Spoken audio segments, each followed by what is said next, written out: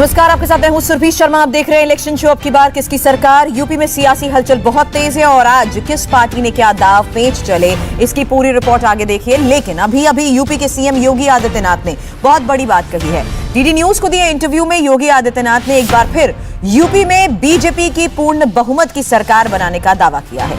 योगी ने कहा कि सुशासन, डेवलपमेंट और हर वर्ग को साथ लेकर चलने की वजह से यूपी की जनता चुनाव में हमें बहुमत देने जा रही है। योगी आदित्यनाथ ने कांग्रेस, समाजवादी पार्टी और बीएसपी पर भी आरोप लगाए हैं कि आजादी के बाद यूपी में बनी सरकारों ने जनता के विकास के लिए कोई काम नहीं किया है।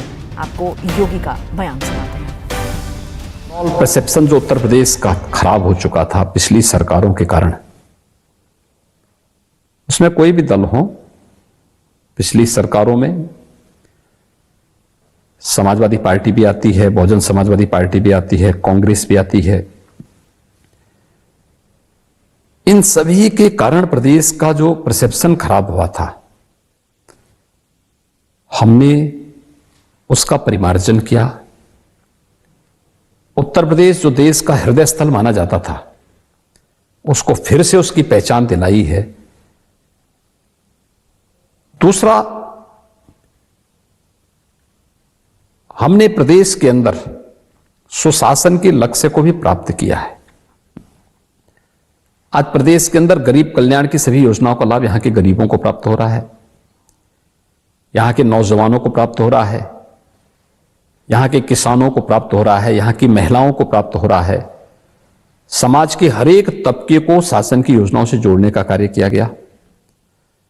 तीसरा, इंफ्रास्ट्रक्चर डेवलपमेंट का कार्य बड़े पैमाने पर उत्तर प्रदेश के अंदर प्रारंभ हुए हैं,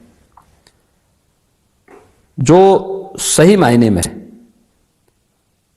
उत्तर प्रदेश के बारे में आदरणीय प्रधानमंत्री जी बार बार कहते हैं कि उत्तर प्रदेश देश का ग्रोथ इंजन बनने की क्षमता रखता है और इस पोटेंशियल को अगर किसी ने मजबूती के साथ पहचाना है तो हमारी सरकार ने पहचाना और उसको हमने आगे बढ़ाने का कार्य किया है।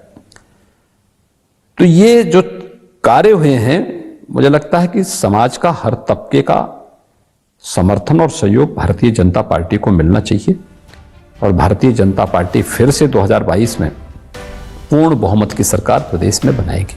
यूपी और पंजाब को लेकर आज कांग्रेस के खेमे से भी बड़ी खबर आई है। आज दिल्ली में आपको बता दें, सोनिया गांधी की अगुवाई में पार्टी महासचिवों और प्रदेश अध्यक्षों की बड़ी बैठक हुई है। सोनिया गांधी ने नसीहत देते हुए कहा कि अहम मुद्दों पर कांग्रेस रोज बयान जारी करती है, लेकिन वो जमीनी कार्यकर्ताओं तक नहीं पहुंचता। प्रदेश के नेताओं में वैचारिक क्लैरिटी और एकजुटता की कमी दिखती है। सोनिया गांधी ने कहा कि हमें बीजेपी आरएसएस की विचारधारा का मुकाबला करना है। सोनिया गांधी ने ये बात कही है कि तो मीटिंग में पंजाब कांग्रेस अध्यक्ष नवजोत सिंह सिद्धू भी उस वक्त वहां मौजूद थे, जिन पर इंडिविजुअल पॉलिटिक्स का भी आरोप लगता रहा है और कहा तो ये भी जा रहा है कि सोनिया का मैसेज सिद्धू जैसे नेताओं के लिए ही था। अरविंद केजरीवाल आज अयोध्या में सुबह हनुमानगढ़ी में पूजा की, फिर रामलला के दर्शन किए। केजरीवाल यूपी की 2 दिन की विजिट में नए अवतार में नजर आए और उनका यही अवतार योगी आदित्यनाथ को नहीं भा रहा।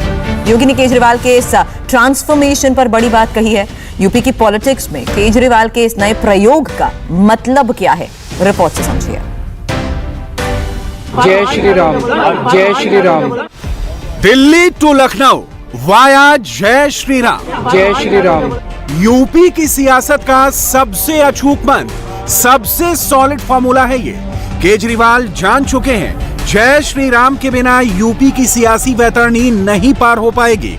इसीलिए अयोध्या पहुंचे हैं, राम राम जप रहे हैं, मंदिर मंदिर घूम रहे हैं।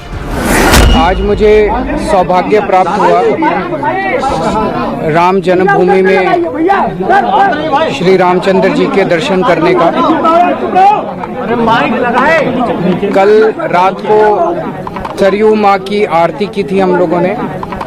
आज सुबह हनुमानगढ़ी जाके हनुमान जी के दर्शन किए और अभी श्री रामचंद्र जी के दर्शन किए।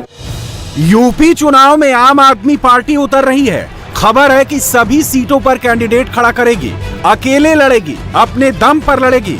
लेकिन क्या दिल्ली जैसा प्रदर्शन यूपी में कर पाएगी? इस सवाल का जवाब भी केजरीवाल ने दिया है, उसे सुनाएं। लेकिन केजरीवाल का इस राम अवतार से अलग एक और रूप देख लीजिए। ये वीडियो 7 साल पुराना है। 2014 में कानपुर में आम आदमी पार्टी की रैली थी। जब राम जन्मभूमि का मामला कोर्ट में था, तब केजरीवाल ने ये कहा था, मेरी नानी हुआ करती थी, अब तो नहीं है। वो भगवान राम की बहुत बड़ी भक्त थी, ज्यादा पढ़ी लिखी नहीं थी। जब बाबरी मस्जिद का ध्वंस हुआ तो मैंने नानी से पूछा, नानी अब तो आप बड़े खुश हो गए, अब तो आपके भगवान राम का मंदिर बनेगा।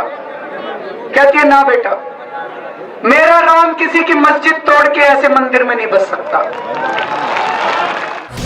केजरीवाल वही हैं, लेकिन आज उन्हें मस्जिद की जरूरत नहीं है। 7 साल पहले उन्हें बाबरी मस्जिद के नाम से वोट मिलते थे, आज वो राम के नाम पर वोट बटोरना चाहते हैं। जैसी डिमांड वैसा किरदार, सियासत इसी का तो नाम है। जय श्री राम, जय श्री राम। वैसे केजरीवाल छोटे मोटे पॉलिटिशियन नहीं हैं। उन्हें पता था कि उनसे उनकी राम भक्ति पर सवाल किए जाएंगे और जवाब तैयार था। सुनिए। अब विपक्ष ने कहा है कि एक्सीडेंटल हिंदू हैं और चुनाव आ रहा है तो मंदिरों का दर्शन कर रहे हैं। उनको कहने दीजिए, क्या फर्क पड़ता है। भगवान के दर में सबका स्वागत है, भगवान के दरबार में कोई भी आ जाए। फर्क तो पड़ता है। ये दिल्ली नहीं, यूपी है, जहां चुनाव जीतने के कई फैक्टर काम करते हैं। जाति धर्म के नाम पर पार्टियां बनी हुई हैं, लेकिन केजरीवाल यूपी में जीत के सपने को पूरा कैसे करेंगे, सवाल बड़ा है। वैसे केजरीवाल का मुफ्त वाला प्रयोग दिल्ली में हिट रहा है, तो क्या यूपी में भी दिल्ली प्रयोग करेंगे केजरीवाल? कल सुबह हमने स्पेशल कैबिनेट मीटिंग रखी है अपनी दिल्ली में 11 बजे। उसमें हम कल अयोध्या को भी उसमें ऐड करेंगे उस लिस्ट में। और अब दिल्ली के लोग राम जन्मभूमि अयोध्या आके यहाँ के भी दर्शन कर पाएंगे। उस योजना के तहत हम आना जाना रहना खाना पीना, एसी ट्रेन से आते हैं लोग, एसी होटल में उनको रुकवाते हैं, सब कुछ सरकार बियर करती है, जनता को कुछ नहीं देना पड़ता। तो दिल्ली के लिए कल ये योजना अयोध्या के लिए भी मंजूर हो जाएगी। उत्तर प्रदेश में अगर हमारी सरकार बनती है तो उत्तर प्रदेश में भी हम लोग उत्तर प्रदेश वासियों को अयोध्या राम जी के दर्शन कराने के लिए सबका फ्री में अरेंजमेंट करेंगे, जैसे दिल्ली में हम लोगों ने किया है। अब यूपी में ये फॉर्मूला कितना चलेगा ये तो नहीं पता, लेकिन जय श्री राम वाले केजरीवाल के फॉर्मूले पर जवाब आ गया है, वो भी बीजेपी की तरफ से मुख्यमंत्री योगी आदित्यनाथ का, जो राम मंदिर का श्रेय किसी और को देने के लिए कतई तैयार नहीं है। योगी को सुनेंगे फिर समझ जाएंगे कि यूपी की लड़ाई कितनी कड़ी है। पहले केजरीवाल के कोरोना मैनेजमेंट पर सवाल किया और फिर राम की उनकी भक्ति पर चुटकी। क्या प्रदेश के अंदर कांग्रेस को, सपा को और बसपा को शासन करने का अवसर नहीं मिला था क्या? और क्या उनकी जिम्मेदारी इस प्रदेश के प्रति नहीं थी? और एक दिल्ली वाले हैं, अरे जब अवसर मिला था, जब लॉकडाउन लगा था, सबसे पहले उत्तर प्रदेश के वासियों को, उत्तर प्रदेश के नागरिकों को इन्होंने दिल्ली से भगाने का काम किया था। और भाइयों बहनों, इनको बताने की आवश्यकता है कि दिल्ली संभाल नहीं पाए, एक छोटी सी दिल्ली संभाल नहीं पाए, यूपी और बिहार के लोगों को दिल्ली से भगा दिए। और जब उत्तर प्रदेश विधानसभा का चुनाव आ रहा है तो उत्तर प्रदेश नजर आ रहा है। पहले भगवान राम को गाली देते थे, लेकिन आज जब लगता है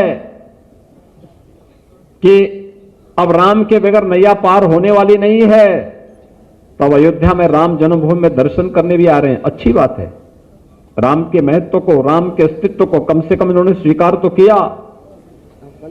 अन्यथा विपक्षी दलों का कोई नेता ऐसा नहीं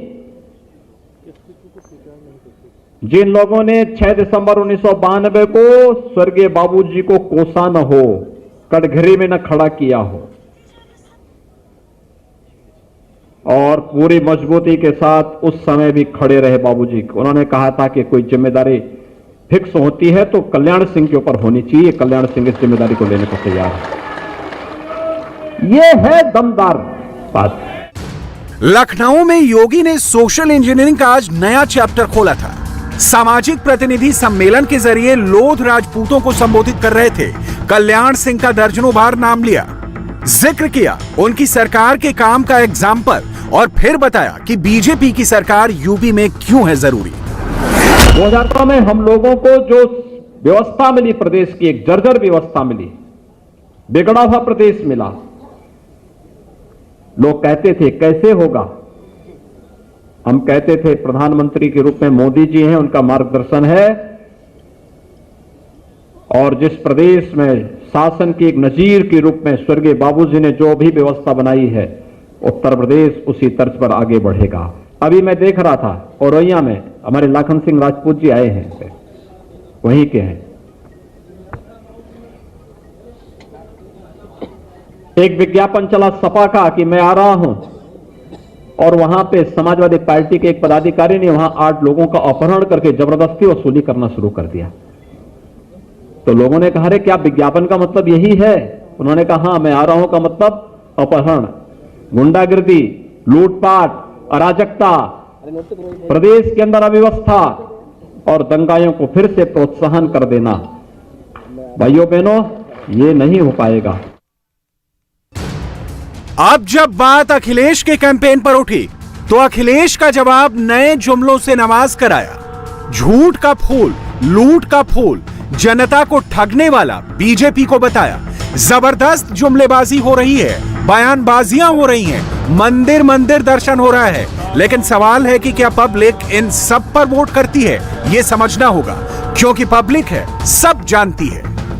इंडिया टीवी हर वक्त हर जगह डाउनलोड करने के लिए सर्च करें India TV news Google play store या ऐप स्टोर पर।